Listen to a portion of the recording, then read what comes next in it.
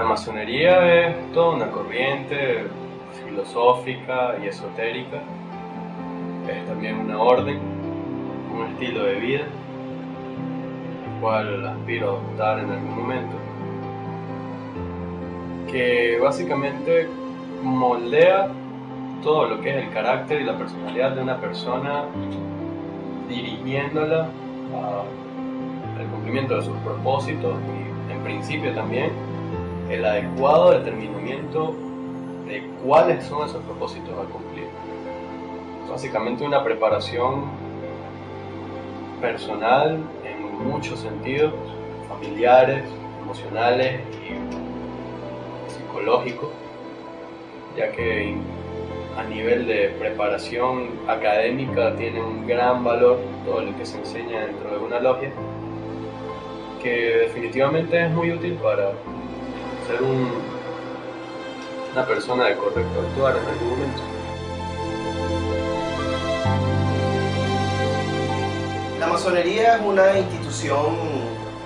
de una escuela iniciática eminentemente filantrópica, progresista,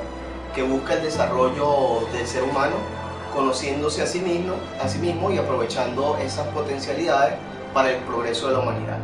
Acostumbramos definir la masonería como una asociación de hombres libres y de buenas costumbres que buscan su perfeccionamiento espiritual por medio de símbolos.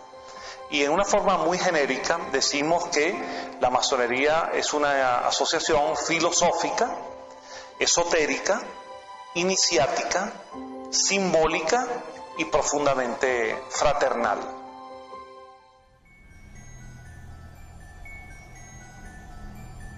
Hay varias teorías sobre el origen de la masonería,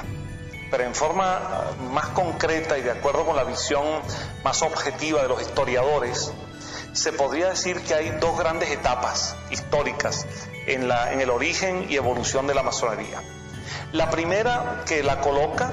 naciendo en la Edad Media, entre los canteros, picapedreros, constructores y arquitectos de la época. Corresponde a los gremios de constructores que se reunieron en logias y que disponían de conocimientos de su arte de la construcción, y que se valieron de símbolos, de signos y reconocimientos entre ellos, y dieron origen a las primeras configuraciones masónicas. Eso lo llamamos masonería operativa. Y a partir del siglo XVIII, específicamente del año 1717, se dio origen a la etapa moderna de la masonería, que se conoce con el nombre de masonería especulativa, en la cual los integrantes de las logias ya no eran solamente constructores y arquitectos, trabajadores de la construcción, sino que también se admitió y se aceptó a personas libres y de buenas costumbres de distintos oficios y profesiones.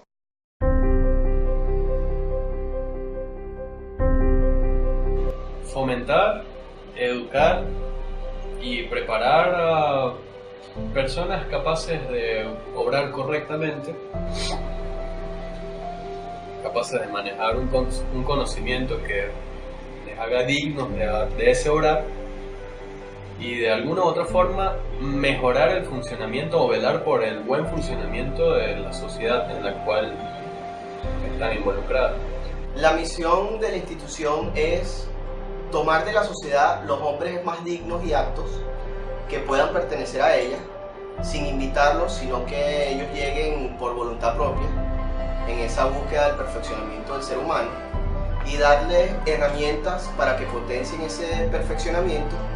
y sea a su vez traspolado y mostrado a la sociedad,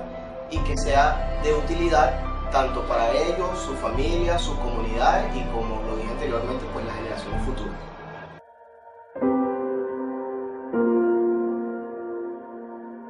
Si evalúas la historia, incluyendo, sin ir muy lejos, la historia de nuestro propio país, te das cuenta de que personajes muy importantes dentro de ella, que han sido figuras claves dentro de distintos procesos sociales de gran importancia, que han dictaminado lo que han sido los crecimientos sociales que hemos tenido hasta ahora, o los aspectos más importantes las cúspides y los ápices de nuestra sociedad, siempre han estado interviniendo de una u otra forma en los papeles protagónicos de esos cambios masones. Los masones han intervenido directa o indirectamente y a veces han sido hasta protagonistas de episodios fundamentales para el progreso humano. Por ejemplo, bastaría mencionar la Revolución Francesa, la independencia de los Estados Unidos de América, en la que figuras tan importantes como Washington, como Jefferson, como Franklin, como Lafayette fueron masones. La independencia de los países hispanoamericanos. Baste decir que fueron masones figuras como Simón Bolívar, como José de San Martín, como Bernardo O'Higgins, como Benito Juárez, como José Martí. Y además de ello, la masonería jugó un papel importante en la fundación de instituciones pacifistas, de instituciones de buena voluntad y de servicio para la humanidad, como la Cruz Roja Internacional, fundada por un masón, Henri Dunant, el movimiento de los Boy Scouts, el escultismo que ha fomentado tantos valores en la juventud en el mundo, fundado por Baden-Powell, un masón. El movimiento del propio Rotary Club, el propio Club de Leones, la Fraternidad B'nai B'rith, es decir, muchísimos movimientos e instituciones en el mundo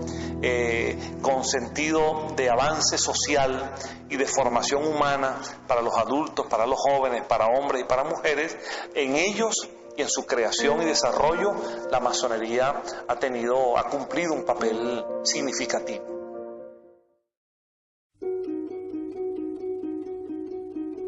El término esotérico es el conocimiento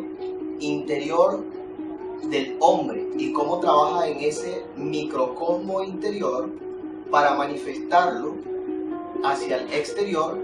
que es de donde viene la palabra exotérico. Lo exotérico es lo que manifestamos externamente y lo esotérico es lo interno. Esoterismo, por lo tanto, significa búsqueda de lo interior, búsqueda de lo que está velado, a veces por la razón y a veces por la sensorialidad. En ese sentido, el esoterismo masónico se diferencia de otros esoterismos en la búsqueda de los valores que implican el simbolismo como lenguaje de codificación de signos y significados que encuentran resonancia en el inconsciente humano, en el alma humana, y se expresan como modelos arquetípicos.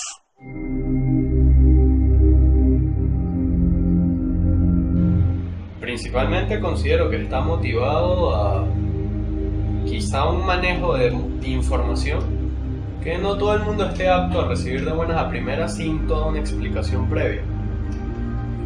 Creo que quizá la gente se escandalizaría en ocasiones si muchas de las cosas que se manejan dentro del conocimiento básico de las órdenes esotéricas fuera de dominio popular. La institución es una institución, como dije antes, iniciática, y como escuela iniciática tiene sus claves o formas de reconocerse los miembros que ellos la forman.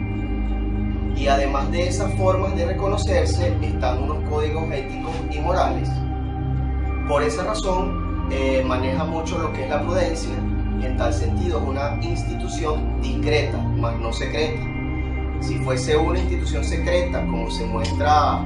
en algunos sectores de la sociedad, en este momento no hubiese podido llegar a hacer una entrevista como la que estamos haciendo hasta ahora, o no hubiese podido llegar a contactar instituciones o las sedes de la masonería en Venezuela o conocer dónde quedan estas instituciones.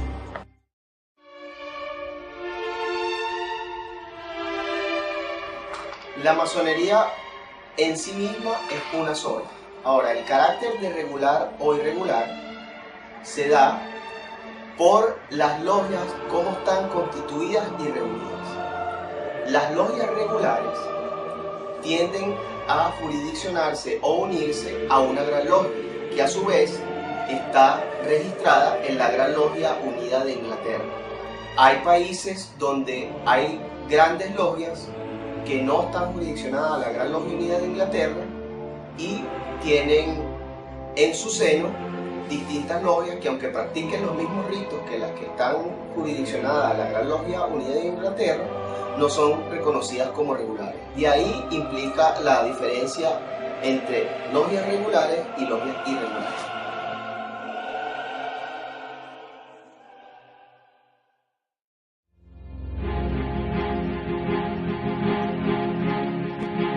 Para la masonería es importante, es más, un requisito obligatorio, que un masón acepte la existencia de Dios, al cual se le denomina en masonería el gran arquitecto del universo.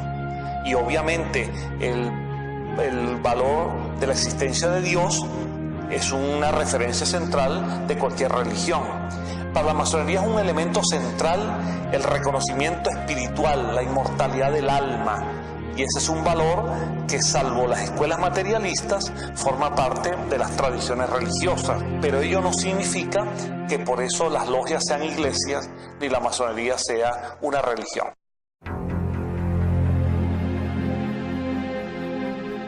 Se dio el caso de que a través de algunas bulas y encíclicas la Iglesia Católica se manifestó contraria a la masonería e incluso se excomulgó a los masones, porque hubo desentendimientos, porque la Iglesia en algún momento, sobre todo en épocas anteriores, donde pugnaba por el control del poder social, el poder económico, el poder político, el poder temporal, más allá de sus fines específicos, consideró que la masonería, con su llamado a la razón, al libre pensamiento, al Estado laico, de alguna manera estaba socavando las bases de la dominación religiosa. Joseph Ratzinger, después que es electo papa como Benedicto XVI, ratifica esta bula y mantiene esa condición. Sin embargo, no se mantiene de una forma tan ortodoxa como en épocas anteriores, al punto de que incluso el Papa Francisco ha manifestado el acercamiento y practicar el ecumenismo, aun cuando la masonería no es una religión en sí, pero maneja mucho de espiritualidad y moral y ética del hombre,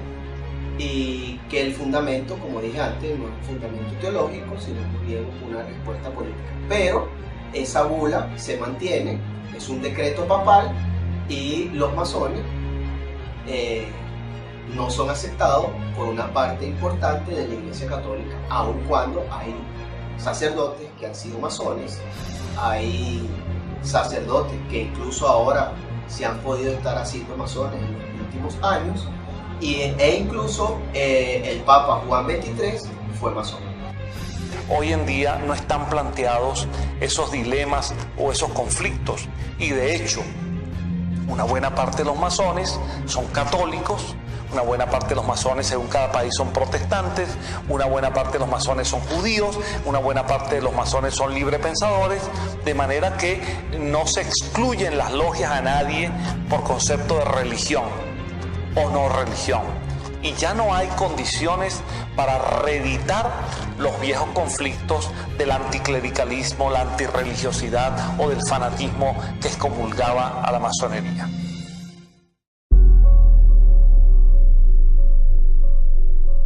Podría suponer que, indistintamente de su relación o no con un nuevo orden mundial, habría que analizar primero qué es ese nuevo orden mundial y qué tan conveniente o no puede ser para la sociedad actualmente.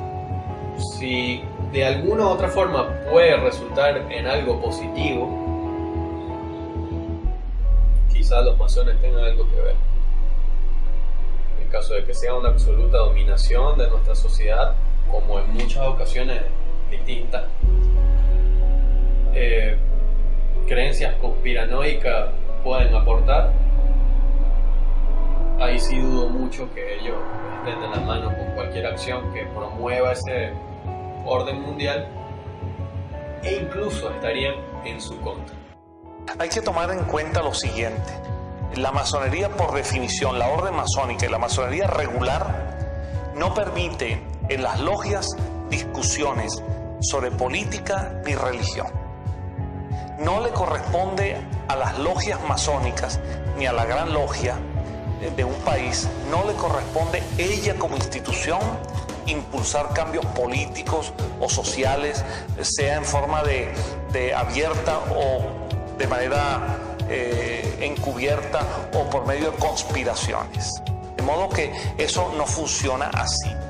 Ahora, que algunos masones, como ciudadanos particulares, en sus respectivos escenarios de vida y de actuación, hayan podido en algunas épocas, en algunas circunstancias, en algunos lugares, en algunos países, conspirado contra el orden establecido, eso naturalmente ocurre no solo en lo relativo a la masonería, sino también a cualquier iglesia, religión, movimiento con los fines que tenga. Ahora, cuando se intenta por algunos escritores que buscan más en la ficción que en la realidad histórica sus fuentes, asociar a la masonería con movimientos dudosos en sus orígenes y en su funcionamiento, como es el caso de los famosos Illuminatis, se debería siempre aclarar que ese es un movimiento que jamás tuvo relación directa con ningún movimiento masónico regular.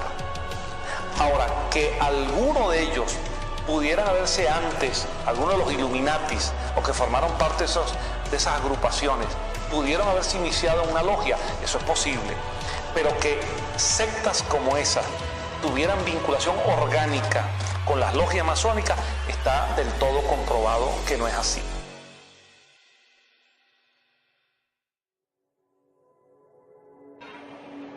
Habría que comprender primero qué es Satanás en tal caso y qué es Dios en tal caso. Y creo que cualquier duda que pueda salir al respecto quizás sea fácilmente resolvida con la siguiente cuestión. Considerando a Dios como la fuerza mística que mueve todo nuestro universo, no puede considerarse algo capaz de oponerse a su propia voluntad.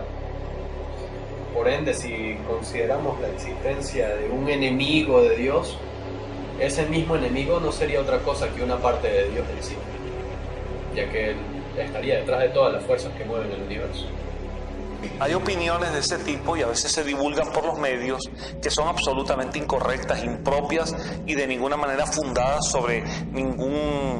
cualquier elemento de realidad. La masonería en sus ritos, en sus ceremonias, en sus actos de iniciación, en sus trabajos habituales, que es a lo que ella se dedica, de orden filosófico, cultural y moral, en ningún tipo de ceremonia, en ningún programa de estudios, en ningún ritual o programa de enseñanza tiene ninguna relación, ni directa ni indirecta, ni semántica ni conceptual, con asuntos como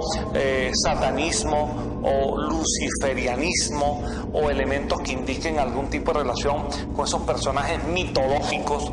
creados muchas veces para dominar las conciencias de los seres humanos, asustándolos con la acción de personajes dedicados al mal o castigados eternamente en los infiernos. La masonería no acepta nada de eso, de modo que muy mal puede tener relación con pactos o prácticas de esa naturaleza.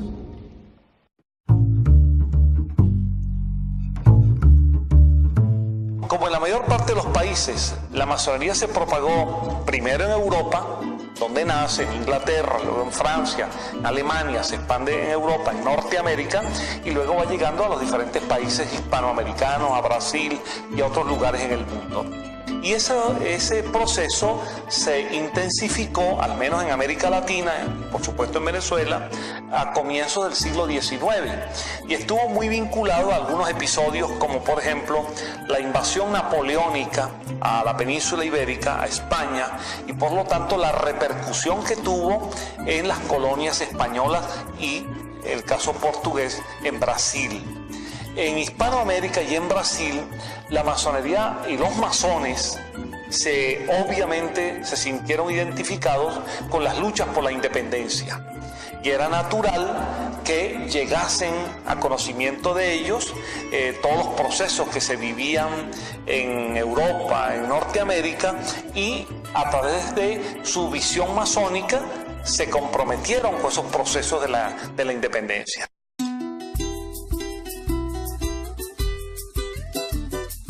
En el caso de Francisco de Miranda, el precursor de la independencia no solo de Venezuela, sino de Hispanoamérica, aun cuando no se conoce con precisión la logia donde pudo haberse iniciado, ni se conocen documentos masónicos que vinculen a Miranda, se deduce o se infiere que un hombre como él, ilustrado, vinculado a la enciclopedia, vinculado a las causas patrióticas, vinculado a los procesos de independencia en Estados Unidos, que cenaba en la mesa de George Washington, gran figura de la masonería estadounidense, que alternaba con figuras como Jefferson, como Franklin, como Lafayette, pues es evidente que es probable que, aunque eso haya permanecido en el anonimato, Miranda haya sido masón. Ahora bien, en el caso de Simón Bolívar ya no se trata de una deducción, una inferencia, sino de un hecho histórico, porque existe el acta de la logia San Alejandro de Escocia en París, donde Bolívar, recientemente iniciado allí, hacia el año 1804, recibe el segundo grado de la masonería simbólica, que es el grado de compañero. Ahora, el caso de José Antonio Páez, a quien realmente le debemos la nacionalidad venezolana por haber sido el artífice de la separación del proceso de la Gran Colombia y de la unidad venezolana como entidad concreta, José Antonio Páez no solo fue masón, sino que fue un dirigente de la masonería al punto que ocupó el cargo fundamental de soberano gran comendador del Supremo Consejo Confederado para el grado 33. Y hay multitud de documentos en los cuales aparece Páez, en los archivos de la Nación, en las bibliotecas, y aquí mismo en los archivos de la Gran Logia, firmando documentos masónicos. Así como figuras de esta naturaleza y otras más vinculadas a los próceres, me gustaría señalar que en Venezuela han sido masones notables, personalidades de la talla de Andrés Eloy Blanco, de Rufino Blanco Fombona, de Lisandro Alvarado, de Luis Beltrán Prieto Figueroa, del presidente Raúl Leoni, y así por consiguiente otras notables personalidades en el mundo de la cultura, de la evolución social y política y del desarrollo del país.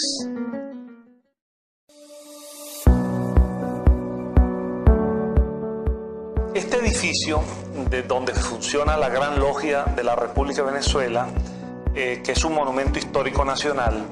fue levantado durante el primer gobierno del presidente Antonio Guzmán Blanco, que era masón. Y como él mismo lo dijo en el discurso de inauguración de este magnífico edificio, dijo que así como también el Estado venezolano, al cual él declaraba laico, también destinaba partida para la construcción de iglesias de cualquier credo, también consideraba necesario elevar este templo a la razón, que es por definición lo que busca, lo que impulsa la masonería. Y significó, por supuesto, una demostración de que ya en el siglo XIX la masonería ejercía un papel importante en la evolución sociopolítica del país.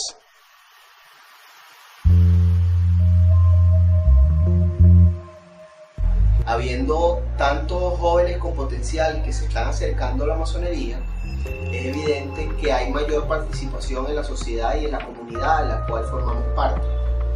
En el gran templo, de esas logias que se reúnen allí, varias logias patrocinan instituciones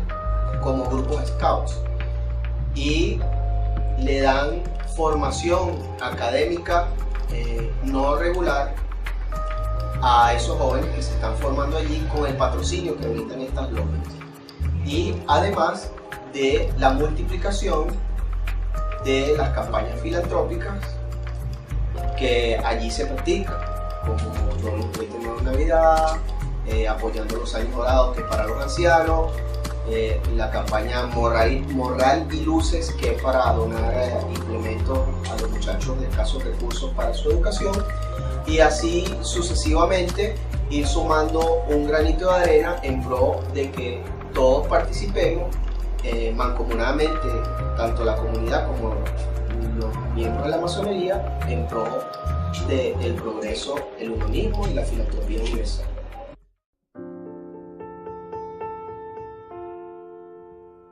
Sí, yo tengo una vida absolutamente normal en la cual me dedico a trabajar y a estudiar,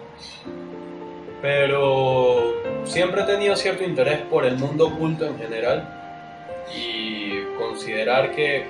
estudiantes del mundo oculto, con los cuales puedo tener mucho en común, están en un ambiente accesible dentro de mi misma ciudad, me hace recurrir a ellos. Ahora bien, al mismo tiempo hay que aclarar que la masonería no hace proselitismo. La logia masónica no busca a nadie para que se afilie a ella. El que quiera ser masón porque se ha enterado de que existe algo llamado masonería, el que quiera ser masón porque tiene familiares que lo fueron, el que quiera ser masón porque se identifica con estos principios, se acerca a la logia y toca puertas. Tocar puertas es una metáfora para decir que quiere que le sean abiertas las puertas de las logias, y allí será recibido, entrevistado y fácilmente recibirá la primera información. ¿Qué hace falta para ser masón? Ese hombre ha de ser mayor de edad, libre y de buenas costumbres, y tener un deseo honesto de crecimiento, de superación moral, intelectual y espiritual. Mi objetivo básicamente sería poder educarme y pulirme lo suficiente con todas las herramientas y conocimientos que ahí se facilitan para poder ejecutar precisamente esa función que sería la de objetivo de la misma orden, poder servir bien tanto a mí mismo como a aquellos a mi alrededor. La masonería no le dice a nadie, ni siquiera a ningún masón, lo que tiene que pensar. La masonería lo que hace es enseñar a pensar. A partir de allí cada uno pensará lo que crea conveniente. Si alguien que nos está viendo o escuchando se interesa por la masonería, yo le sugiero que incluso antes de venir a tocar las puertas a una logia, averigüe, lea un poco, se documente en libros o en internet y tenga una primera aproximación al tema. Si su mundo interior y su lógica le dicen que podría él identificarse con estos valores y tiene disposición para ello, pues venga y será bien recibido. Eso sí, nadie garantiza que será admitido como masón. Solo la constancia, la perseverancia y una honesta disposición a la búsqueda y al perfeccionamiento espiritual con lo que enseña la masonería, solo eso dirá si será o no será admitido. Y si es admitido, tenga la certeza de que se habrá abierto una nueva luz en su vida para el bien personal de su familia. No ha ingresado en ninguna secta, mucho menos oscurantista. Ha ingresado en una institución de valores, de cultura, de gran tradición histórica y al mismo tiempo de gran visión del porvenir. De modo que está en sus manos,